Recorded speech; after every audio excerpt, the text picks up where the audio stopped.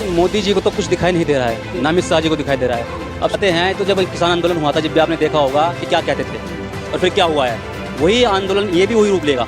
योगी जी उत्तर प्रदेश में बैठे हैं, जो कहते हैं राज्य को गुंडा मुक्त करना है। अब धारा इतनी मुकदमे में दर्ज हैं, उनके साथ क्या करते हैं। जैसे कि आपने कहा है कि ये बृजभूषण शरण सिंह है, इनके ऊपर कोई ना कोई मतलब ताकत है, ऊपरी ताकत है, जिसके वजह से आपकी बातों से ऐसा लग रहा है जिसकी वजह से इनके ऊपर अभी तक कार्रवाई नहीं हो पा रही है।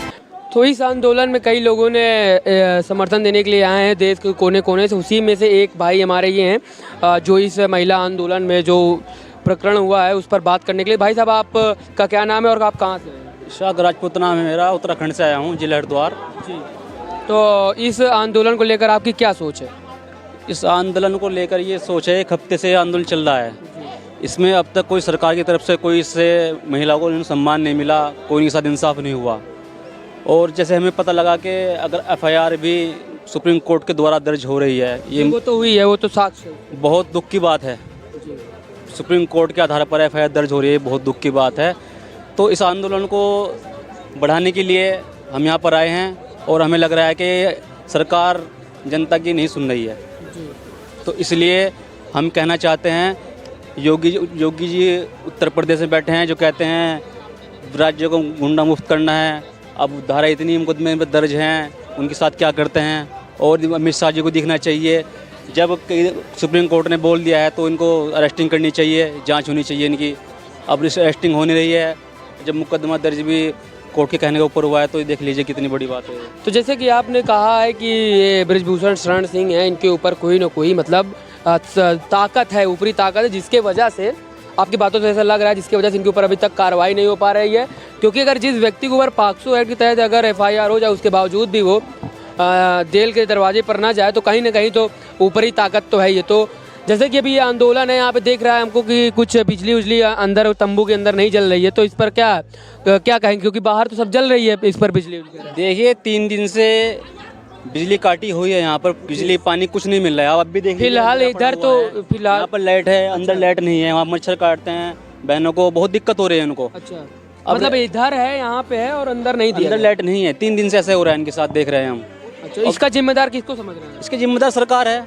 अब देखिए जो विजय बसुन जी की बात है, जो है यूपी में 2-3 जिलों पे रखते हैं, गोंडा, बस्ती, बलरामपुर, इस पर थोड़ा अपना बहराइच, अपने 3-4 जिलों पे इन पर अपना वो प्रभाव रखते हैं। इस करके उन पर कार्रवाई नहीं हो पा रही है। कुछ विधानसभाओं में कार्रवाई मतलब रखते हैं छोटों पर में, तो इसलिए कार्रवाई नहीं हो पा रही है। लेकिन बीजेपी को यही नहीं पता 2024 में आप 3-4 जिले की बात करें, पूरे देश से साफ हो रहे हैं जी। क्योंकि 3-4 जिलों के चुनाव होगा नहीं 2024 में, और उस 24 में तो पूरे देश में होगा। लेकिन मोदी जी तो कह रहे हैं कि ऐसा कुछ माहौल है नहीं, यहाँ पे सब कुछ ठीक ठाक चल रहा है। ये किसान लोग मतलब मोदी जी तो कुछ बोल ही नहीं रहे हैं, लेकिन उनके जो छोटे भैया नेता हैं वो तो कह रहे हैं सब कुछ ठीक है यहाँ पे। सब जी मोदी जी को तो कुछ दिखाई नहीं दे रहा है, ना अमित शाह जी को दिखाई दे रहा है।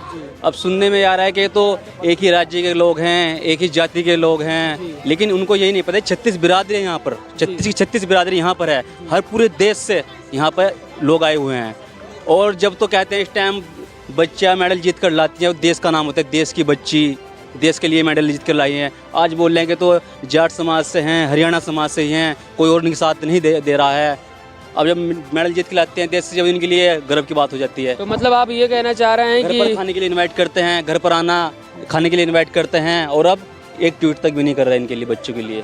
लेकिन मोदी जी का तो यही कहना है कि इस आंदोलन से कुछ उनके छवि में, व्यक्तित्व में कुछ खासा प्रभाव नहीं पड़ेगा, ये छोटा मोटा आंदोलन है, तभी तो वो नहीं बोल रहे हैं। ऐसा क्या है कि नहीं बोल पा रहे हैं? देखिए इनका उनके ऊपर दबाव है। देखिए ये तो उनकी पुरानी बातें हैं। तो जब किसान आंदोलन हुआ था, जब भी आपने देखा होगा कि क्या कहते थे और फिर क्या हुआ है, वही आंदोलन ये भी वही रूप लेगा, ये भी वही रूप लेगा। कुलदीप सेंगर का यूपी के अंदर जो प्रकरण हुआ था, कितनी बेइज्जती सरकार ने कराई थी, बेइज्जती कराने के बाद उसकी अरेस्टिंग हुई थी। इस तरह ही इसमें भी यही होगा। जितना लेट करेगी सरकार, इतना ही देश की बेइज्जती होगी, इन खिलाड़ियों की बेइज्जती होगी, इतना ही गलत करेगी सरकार। लेकिन ये बात आपकी कहीं ना कहीं सही है। लेकिन क्या आपके जो ये आंदोलन है, इस आंदोलन की बात देश के उच्च स्तर के नेता तक क्या पहुंच पा रही है कि पहुंच नहीं पा रही है? अगर पहुंच रही है तो वो इस पर जवाब नहीं दे पा रहे हैं, इस पर क्या कहेंगे कि वो जवाब देना नहीं चाहते? इतना महत्वपूर्ण मुद्दा नहीं है ये? देखिए आवाज़ तो सबको पहुंच रही है जी। अब वो भी देख रहे हैं कि इससे क्या समय क्या कन्वर्ट लेता है, समय क्या निर्णय लेगा, क्योंकि कोर्ट का ऑर्डर है। अब कोर्ट की इंतजार कर रहे हैं, कोर्ट 3-4 दिन में क्या निर्णय ले। हमें तो ऐसा लग रहा है कोर्ट की ही बदौलत ये एफआईआर दर्ज हुई है और कोर्ट की ही बदौलत ये गिरफ्तारी होगी, हमें तो ऐसा लगता है। शायद विपक्षी पार्टी भी इसी इंतजार में है।